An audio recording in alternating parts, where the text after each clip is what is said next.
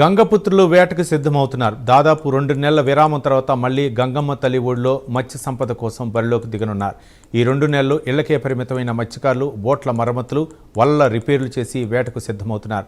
ఇంధన ధరలు పెరగడంతో వేటకు ఎలాంటి ప్రభావం చూపిస్తుందనేది వేచి చూడాలి. ఇదే విషయంపై మరింత సమాచారం విశాఖ నుండి మా ప్రతినిధి నరసింహ అందిస్తారు. గంగాపుత్రులు వేటకు సిద్ధమవుతున్నారు. మరికొన్ని గంటల్లో ఏదైతే మత్స్యకారులు సముద్రంలోకి అయితే మత్స్య సంపద కొరకు తమ ఆశల పల్లకిలోనైతే మరికొన్ని గంటల్లోనైతే ఏదైతే వేటకు సన్నద్ధమవుతున్నారు. అంటే మనతో పాటుగా కొందరు మత్స్యకారులు అయితే ఉన్నారు. ఏదైతే మరికొన్ని అయితే 2 నెలల సుదీర్ఘ కాలం తర్వాత వెళ్తున్నారు. అది చూసుకుంటే ఈసారి వేట వెళ్తున్నారు. సుమారుగా 2 నెలల తర్వాత వేటకు వెళ్తున్నారు. ఒకవైపు ఇంధన ధరలు కూడా పశ్చిమాసియా దేశాల్లో కూడా ఇంధన ధరలు కూడా పెరిగిన నేపథ్యంలో ఈసారి వేట ప్రయత్నంలో ఎలా ఉంటుందంటారు? ఫిషింగ్ అయితే మాత్రం బాగుంటుందని నమ్ముతానండి. కాకపోతే ఈ ఆయిల్ రేట్ల వల్ల, ఐస్ వల్ల ఒక్కో బోటుకి 2 లక్షల రూపాయలు అదనంగా ఈ సంవత్సరం మనకు పెట్టుబడి ఎక్స్ట్రా అవుతుందండి.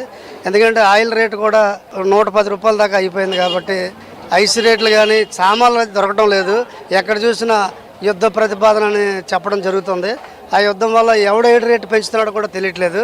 బోటు వారులకైతే చాలా బాధల్లో నాశలో ఉన్నారు. ఈ మత్స్య పరిశ్రమ ఆధారపడుతున్న ప్రతి ఒక్కరు కూడా ఈరోజు అర్ధరాత్రి 12 గంటల తర్వాత ప్రతి ఒక్క బోటు కూడా వేటకి రెడీగా అవుతున్నారు. కొంతమంది ఇంకా రెడీ అవ్వలేదు. ఎందుకంటే ఆయిల్ కొరత వల్ల, ఐస్ కొరత వల్ల బోట్లు చాలామంది దొరకడం లేదు.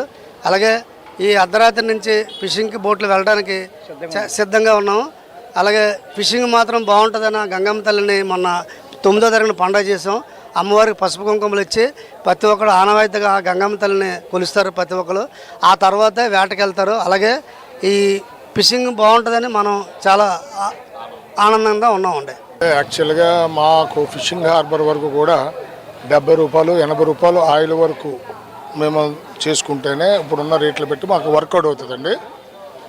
కానీ ఏంటంటే 100 రూపాయలకి అలవాటు పడే టైంకి మళ్ళీ ఇప్పుడు మళ్ళీ ఒక 5 రూపాయలు పెరిగింది.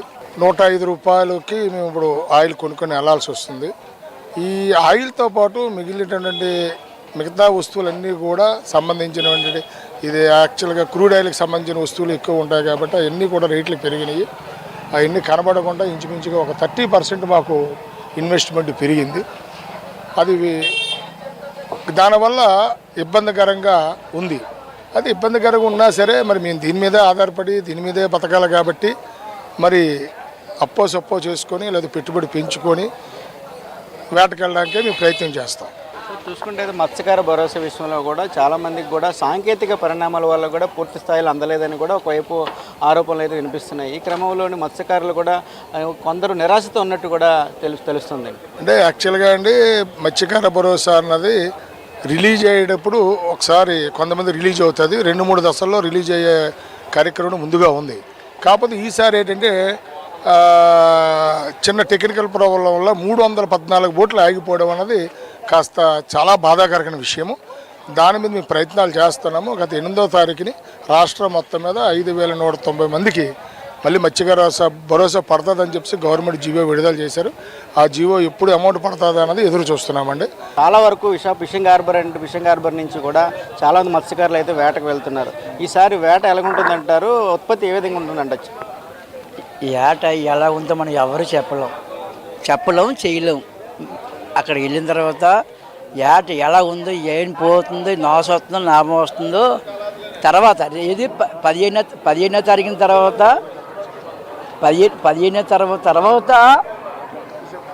15 తర్వాత యాడ్ బాగుందో బాగా తెలుస్తాయి. ఇప్పుడు మనం ఏం చెప్పలేము. ఏదేమైనా కూడా ప్రభుత్వం కూడా ఏదైతే చమురు ధరల విషయంలో కూడా ఏదైతే ఇటువంటి ధరలు ఏదైతే మత్స్యకారులు చేపడుతున్నటువంటి ఇటువంటి తరహాలో కూడా వారికి పూర్తి సహకారం అందించాలని కూడా మత్స్యకారులు అయితే చెప్తున్న పరిస్థితి అయితే నెలకొంది.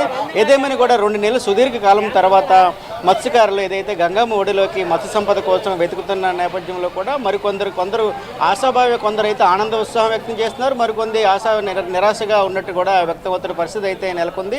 ఏదేమైనా కూడా ఇటువంటి 2 నెలల సుదీర్ఘ కాలం తర్వాత మరలా కూడా ఏదైతే మత్స్యకారులు గంగమ్మ ఒడిలోకి వెళ్ళడం కూడా ఒకవైపు కూడా ఆనందం వ్యక్తం చేస్తున్న పరిస్థితి అయితే మనం చెప్పవచ్చు. కెమెరామెన్ సూర్యతో Narasimha, Prime nine Visakha fishing harbour నుంచి.